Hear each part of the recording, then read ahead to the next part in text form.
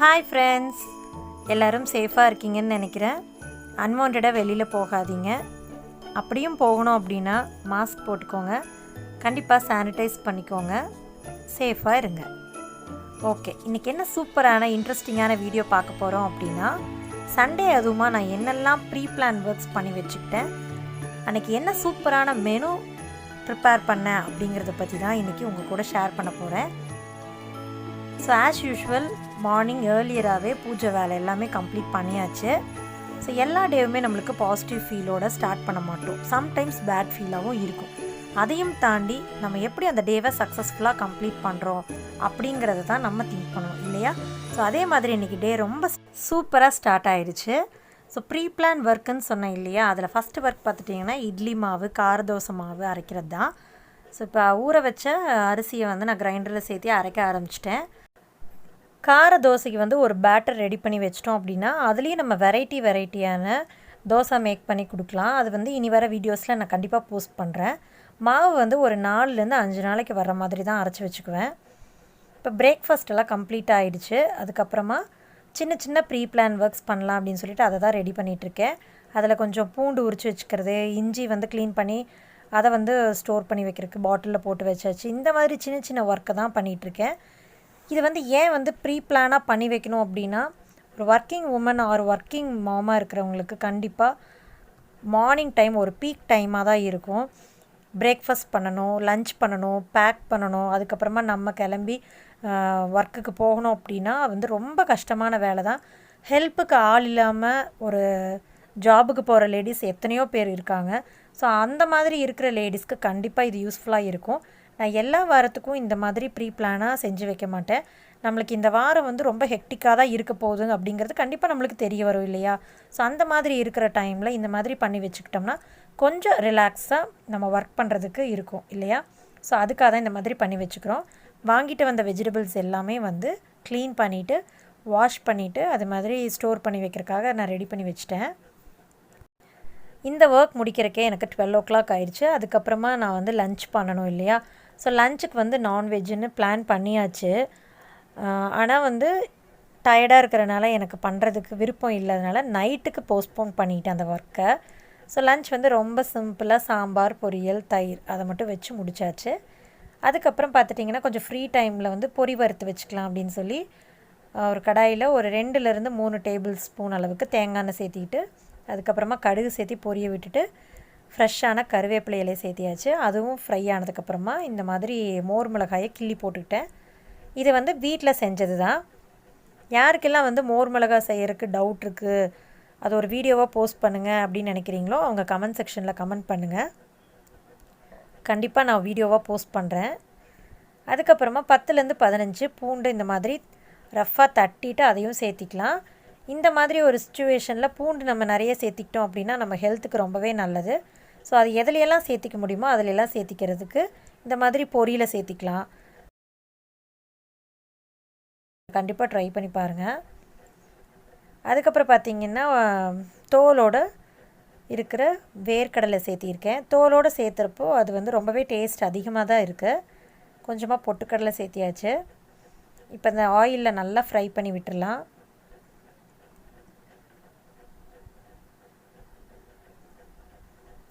இதில் மஞ்சள் தூளும் ஆட் பண்ணியிருக்கேன்.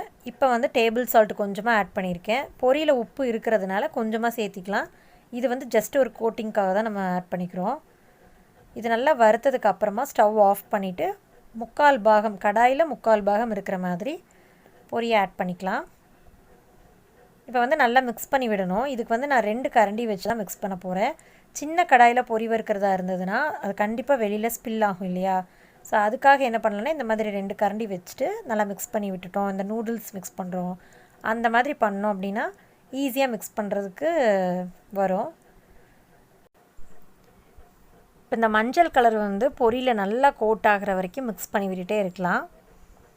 நல்லா மிக்ஸ் பண்ணதுக்கப்புறமா இப்போ ஸ்டவ் ஆன் பண்ணிவிட்டு 2 நிமிஷம் சிம்மில் வச்சுட்டு நல்லா ஒரு தடவை மிக்ஸ் பண்ணி விடுங்க. சூப்பராக பொரி ரெடி ஆயிடுச்சு. வேணும் அப்படின்னா தேங்காய் எண்ணெய் கூட கொஞ்சமாக பட்டர் சேர்த்திட்டு இந்த மாதிரி பொரி வறுத்து கொடுங்க, சூப்பராக இருக்கும். இப்போ ஈவினிங் டைம் டீ டைம் எல்லாம் ஓவர் ஆயிடுச்சு. இப்போ நம்ம கிச்சனில் இருக்கிற மணி பிளான்ட்டை பார்க்கலாம் எந்த அளவுக்கு வளர்ந்துருக்குன்னு. நம்ம சப்ஸ்கிரைபர் ஃப்ரெண்ட் ஒருத்தவங்க கேட்டாங்க, இந்த மாதிரி வச்சா நல்லா வளருமாக்கா அப்படின்னு சொல்லிட்டு. நீங்களே பாருங்கள், இந்த டார்க் லீவ்ஸ் எல்லாம் வந்து நான் பிளான்ட் வச்சப்போ இருந்த லீவ்ஸு. அதுக்கு மேலே கொழுந்தாக இருக்கு இல்லையா, லைட் க்ரீனாக, அது எல்லாமே இப்போ வளர்ந்தது தான். அதுக்கப்புறம் இந்த பிளான்ட்டில் பார்த்திங்கன்னாலும் மேலே இருக்கிற 2-3 லீஃப் வந்து புதுசாக வந்தது. நான் இதுக்கு முன்னாடி காட்டின பிளான்ட்டோட டாப்பை தான் கட் பண்ணி இது தனியாக வச்சுருக்கேன். ஸோ வேர் வந்து அந்த பிளான்ட்டில் தான் இருக்கும். இந்த சைடில் இருக்கிறதுல வந்து வேர் இன்னும் விடலை. இதில் இந்த மாதிரி பாட்டில் வந்து பெரிய பாட்டிலில் வச்சிட்டிங்கன்னா வேர் நல்லா ஸ்ப்ரெட் ஆகி வரும். ஸோ நல்லா வளரும். மணி பிளான்ட் வந்து இன்டோர் பிளான்ட்டுங்கிறதுனால கண்டிப்பாக நம்ம வீட்டில் எல்லா இடத்துலையுமே வைக்கலாம். அது ஆக்சிஜன் சர்க்குலேஷனுக்கும் வந்து ரொம்பவே ஹெல்ப்ஃபுல்லாக இருக்கும். ஸோ கண்டிப்பாக வந்து நீங்களும் வச்சு பாருங்கள். இப்போ டின்னருக்கு வந்து நான்வெஜ்ஜுன்னு சொல்லியிருந்தேன் இல்லையா, அதில் வந்து சிக்கன் பிரியாணியும் சில்லி சிக்கனும் தான் செய்யலான்ட்டு இருக்கேன். பார்த்தீங்கன்னா 2 வெங்காயம் 2 தக்காளி கட் பண்ணி வச்சாச்சு. ஒரு வெங்காயம் வந்து தயிர் பச்சடிக்கு நல்லா பொடி பொடியாக சாப் பண்ணி வச்சுட்டேன். இப்போ குக்கரை வந்து எப்போ நம்ம ஸ்டவ்வில் வச்சு ஆரம்பிக்க போகிறோமோ அந்த டைமில் தான் வந்து அரிசி ஊற வைக்கணும். இப்போ அரிசி வந்து 3.5 டம்ளர் அளவுக்கு நான் எடுத்திருக்கேன். அதை வந்து நல்லா கழிஞ்சு ட்ரெயின் பண்ணிவிட்டு மறுபடியும் தண்ணி ஊற்றி தனியாக வச்சிடலாம். நம்ம இதுக்கு முன்னாடி எல்லாமே ப்ரிப்பேர் பண்ணி வச்சுட்டு அதுக்கப்புறம் தான் நம்ம அடுப்பில் குக்கர் வச்சு ஸ்டார்ட் பண்ணணும். ஸோ இப்போ குக்கர் வச்சுட்டு நல்லா ஹீட் ஆனதுக்கப்புறமா ஒரு 4 டேபிள் ஸ்பூன் அளவுக்கு ஆயில் சேர்த்திக்கலாம். நீங்கள் என்ன ஆயில் வேணுமோ அதை சேர்த்திக்கோங்க. ஆயில் நல்லா ஹீட் ஆனதுக்கப்புறமா ஒரு 5-6 பட்டை, 4 கிராம்பு, 4 ஏலக்காய் அதை மட்டும் முழுசாக போட்டு ஃப்ரை பண்ண போகிறோம். இன்றைக்கி வந்து ரொம்பவே சிம்பிளாக குயிக்காக டேஸ்டியான பிரியாணி தான் செய்ய போகிறோம். ரொம்ப மெனக்கெடாமல் ரொம்ப மேலோட்டமாக தான் பிரியாணி செஞ்சேன். பட் சூப்பராக வந்துச்சு. இப்போ வந்து நான் ஒரே ஒரு பிரிஞ்சி இலை சேர்த்திக்கிட்டேன். அதையும் ஆயிலில் நல்லா ஃப்ரை பண்ணிக்கலாம். ஆயிலில் வந்து கிராம்பு சேர்த்துன விடவே கண்டிப்பாக அது பட்டுன்னு வெடிக்கும். அதனால் கேர்ஃபுல்லாக நின்று ஃப்ரை பண்ணி விடுங்க. இப்போ நம்ம கட் பண்ணி வச்சுருக்கிற வெங்காயத்தை இதில் ஆட் பண்ணிக்கலாம்.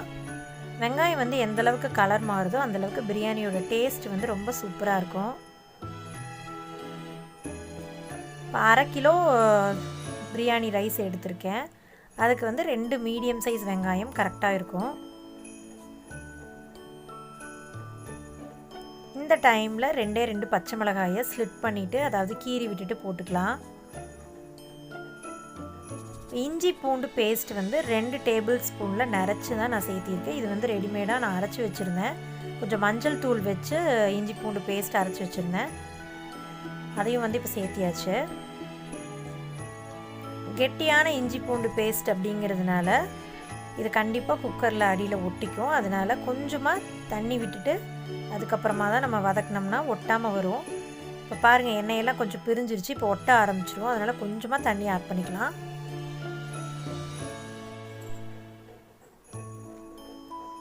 இப்போ நல்லா வதக்கி விட்டுடலாம்.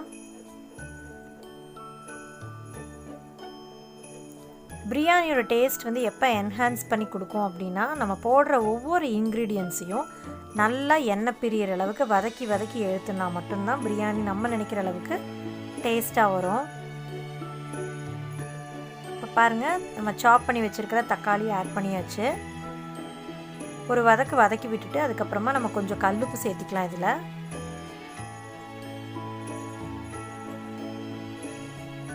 கல்லுப்பு சேர்த்திட்டோம் அப்படின்னா அதுலேருந்து கொஞ்சம் தண்ணி விட்டு இதில் அடி பிடிக்காமல் நல்லா வதங்கி வர்றதுக்கு யூஸ்ஃபுல்லாக இருக்கும். மேக்ஸிமம் நான் கல்லுப்பு தான் யூஸ் பண்ணுவேன். டேபிள் சால்ட் எதுக்கு தேவையோ அதுக்காக மட்டும்தான் யூஸ் பண்ணுறதுக்காக வாங்கி வச்சுருக்கேன். இது நல்லா வதங்கிறதுக்காக இப்போ நம்ம உப்பு சேர்த்திட்டோம் இல்லையா, அதுக்கப்புறமா புதினா கொஞ்சம் ஆட் பண்ணிக்கலாம். மொத்தமாக எடுத்து வச்சுருக்கிற புதினாவில் பாதி மட்டும் இப்போ சேர்த்திட்டு நல்லா வதக்கி விட்டுக்கலாம்.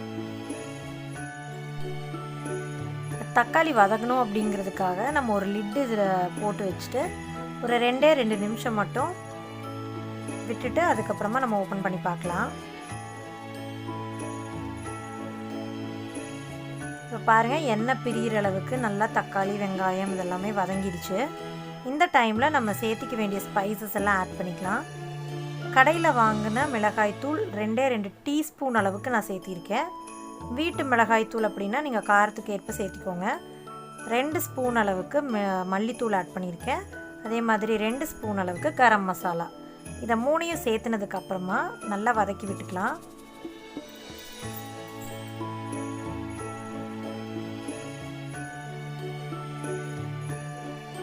இந்த பவுடர் எல்லாம் ஆட் பண்ணதுக்கப்புறமா கண்டிப்பாக இதில் ட்ரை ஆகி கீழே ஒட்டிக்கும். அதனால் கொஞ்சமாக தண்ணி ஆட் பண்ணிவிட்டு அதுக்கப்புறமா கொஞ்சம் இதை வதக்கி விட்டுக்கலாம்.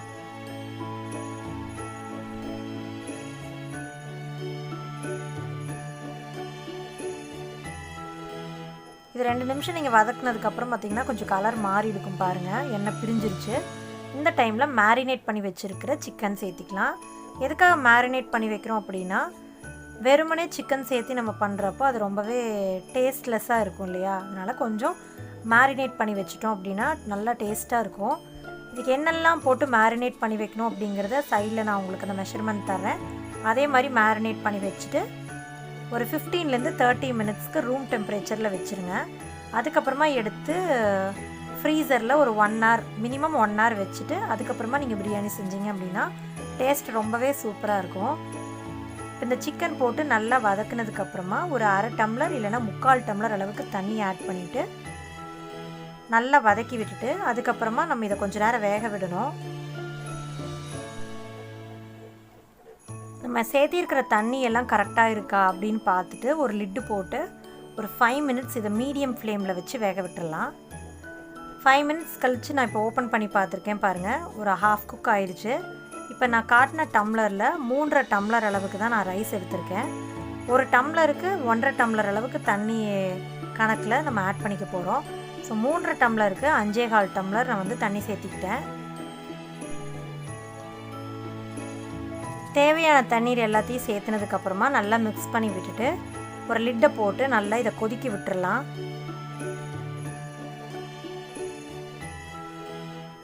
தண்ணி கொதிச்சதுக்கப்புறமா நம்ம ரைஸை ஆட் பண்ணி பிரியாணி செஞ்சோம் அப்படின்னா நல்லா குழையாமல் உதிரி உதிரியாக வரும். ஸோ அதுக்காக தான் நம்ம இப்படி கொதிக்க விட்டுருக்கோம். இப்போ நல்லா தண்ணி கொதி பிடிச்சிருச்சு. இந்த டைமில் நம்ம எடுத்து வச்சுருக்கிற ரைஸ் அதையும் சேர்த்திக்கலாம்.